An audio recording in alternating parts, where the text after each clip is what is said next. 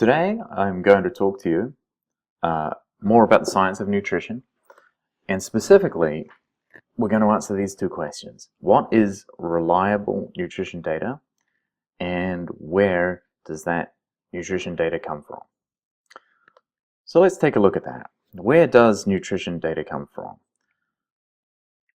Here I have a pyramid showing sources of nutrition data, starting at the bottom of the pyramid with case reports, then moving up to case control studies, cohort studies, random controlled studies, practices or guidelines, systematic reviews, and meta-analysis. Let's start out with case reports. A case report is usually a single doctor's report on a case or a small group of cases. These reports are usually early studies, and they can be very interesting, but they're also often very unreliable. Here I have a doctor talking to a patient. If the doctor published the results of that patient's illness, that would be a case report. Next, we're talking about case-controlled studies. It's a case-controlled study. In a case-controlled study, you take people with disease, that have disease, these are called cases, and you compare them to randomly selected controls. These are people who do not have the disease. Then you take those people and you look to see, okay, were they exposed? In this case, I've decided to make the exposure to these delicious looking donuts, or were they not exposed to donuts? Were the diseased patients exposed to donuts, or were they not exposed to donuts? Then a case control study calculates the ratio of exposure to a nutritional intervention or a nutritional problem, and how often that occurs in people with disease, or the odds of that occurring in people with disease versus the odds of exposure to, in this case, donuts, to not having disease in controls.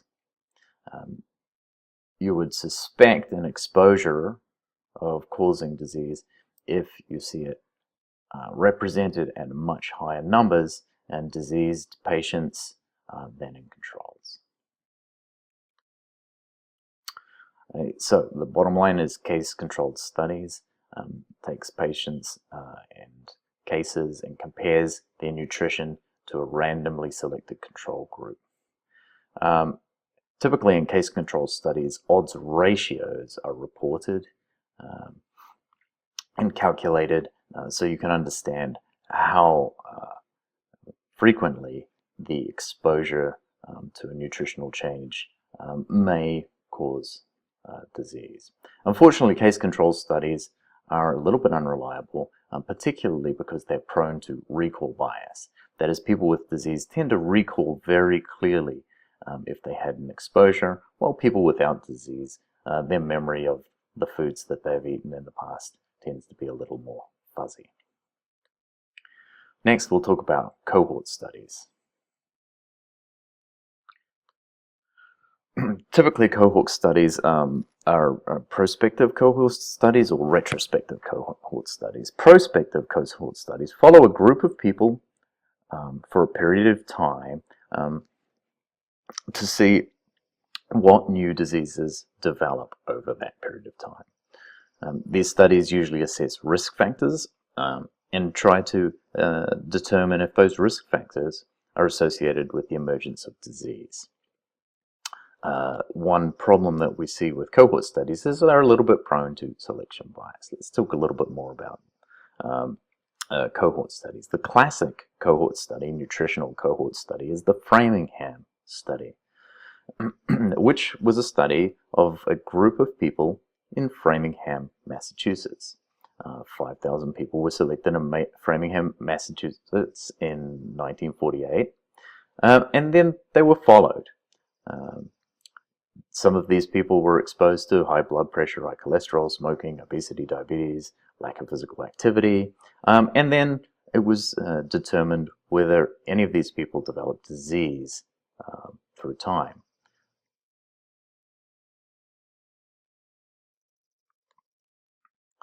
The Framingham study is still a classic study, and there were follow-up studies in Framingham, Massachusetts in 1971, 1994, and 2002. And through the Framingham study, we were able to identify some major cardiovascular risk factors. This is where most of our advice on avoiding cardiovascular disease comes from. Through careful monitoring, the Framingham study identified high blood pressure, high blood cholesterol, smoking, obesity, diabetes, and lack of physical activity or physical inactivity as major risk factors for the development of cardiovascular disease or heart attacks. Another important source of information are cross-sectional studies or surveys. Cross-sectional studies are usually take a random cross-section of the population, and then they ask participants or survey participants about a variety of factors: demographic, socioeconomic, dietary or nutritional, and then ask some health-related questions. Typically, these studies are retrospective in the sense that you're looking back at the diseases, the health-related problems that have occurred through time. And because of this, they're prone to what's called ecological fallacy, and they're also prone to recall bias. One of the classic cross-sectional studies, and it's an ongoing cross-sectional study, it's called the National Health and Nutrition Examination Survey. A great deal of our nutritional advice comes from this NHANES survey. It's conducted every year in the United States and assesses the health status of adults and children. The NHANES interview includes information about demographics, socioeconomic status, dietary and other health-related questions. So what are the problems with these cohort and cross-sectional survey studies? First off, you have to follow a large number of people for a very long time. This is expensive and time-consuming. Unfortunately, cohort studies are not good for identifying causes of rare diseases, and cohorts are also not very good for identifying slow diseases, things like dementia or Alzheimer's. There are some other issues with cohort studies. One of the typical problems is loss to follow-up. That means the people move around and you can no longer follow them through time, and this can cause a bias in the study population. There's also a thing called selection bias. What selection bias is it's the bias of who we've placed in the study at the start.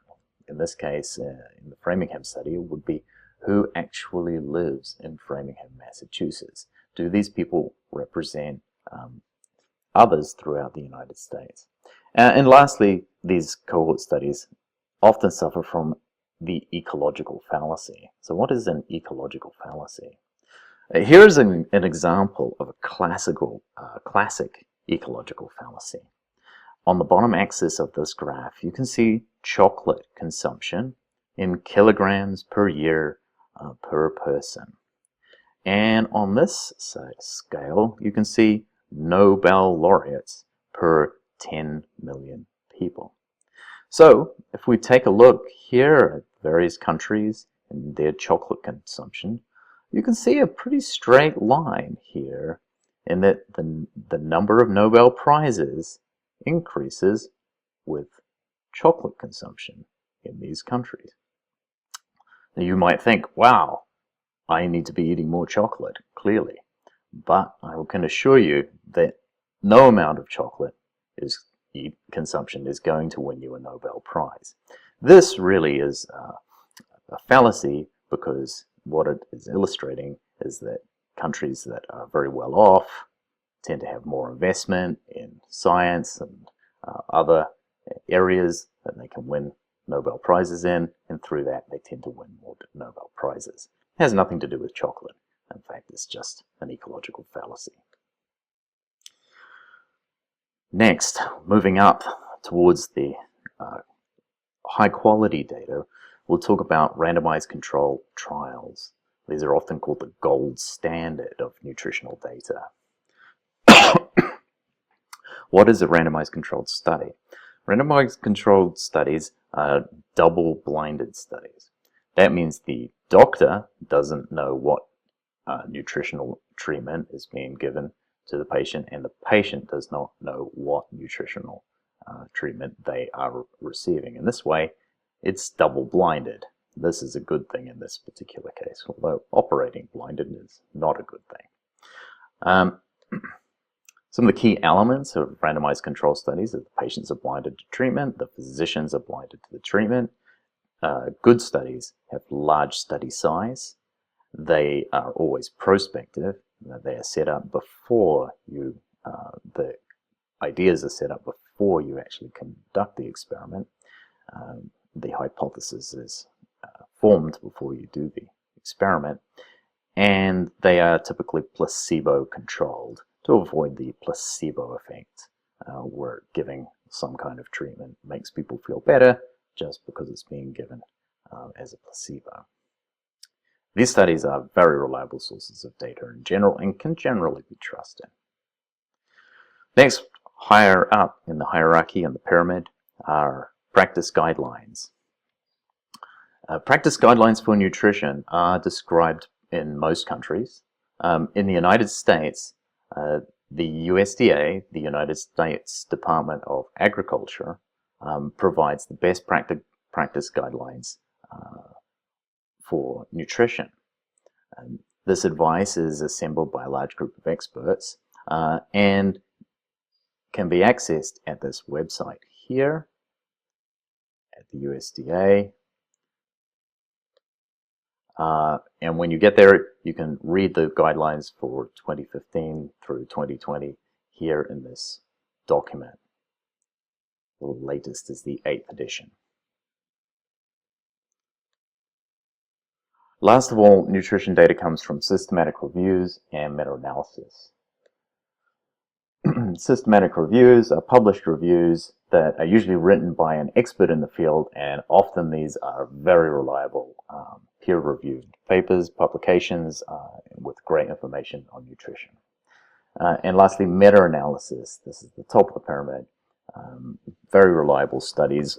Meta-analysis groups together studies, as I'm showing here, study 1, study 2, study 3, study 4, groups those together to form a combined results, and meta-analysis of those results is produced in one single paper, because it's taking a large number of papers, a large number of publications, and putting all of that information together.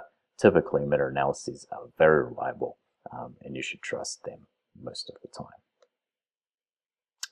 Thanks very much. I hope you enjoyed this short section on the science of nutrition and where to find it. I hope you'll use this information to make your own decisions about what is reliable and what is good nutrition data as you read the literature.